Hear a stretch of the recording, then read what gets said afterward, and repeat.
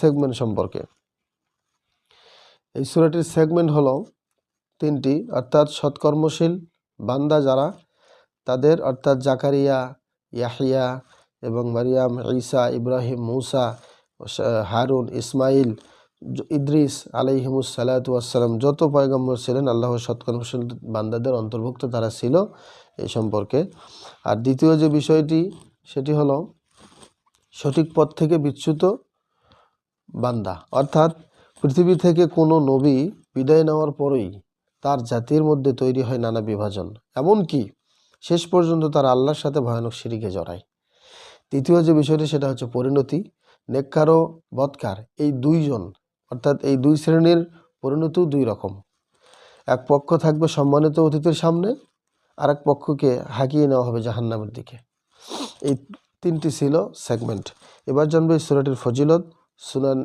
সহিহ আল বুখারীর 4708 নম্বর হাদিস থেকেই আমরা সূরা মারিয়ামের ফজিলতটি জানব।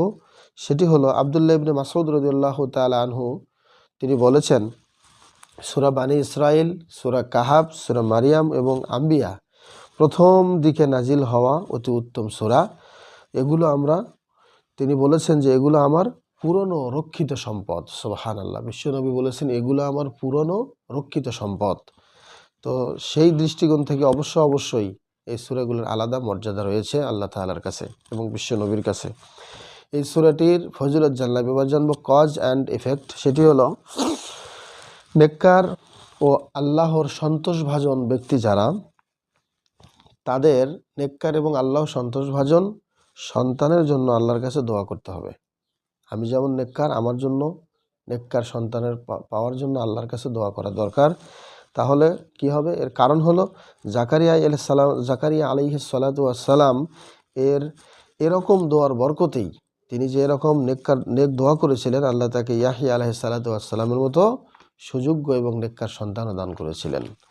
এটা ছিল কজ অ্যান্ড ইফেক্ট। এবার আমরা এই সূরার সেন্ট্রাল থিম সেটা হলো, এটা জানবো, সেটা হলো আল্লাহর ক্ষমতা, আল্লাহর যে পাওয়ার আছে, আল্লাহ যে মানুষকে তাদের সময়ের অসময়েও কিছু করতে পারেন। আল্লাহ যে মানুষের বয়সের এমন একটা বয়স থাকবে যেখানে সন্তান হওয়ার কোনো কথাই ওঠে না, সে সময়ও যে আল্লাহ সন্তান দিতে পারেন, এটা আল্লাহর একটা ক্ষমতা, এটা তিনি দেখিয়েছেন।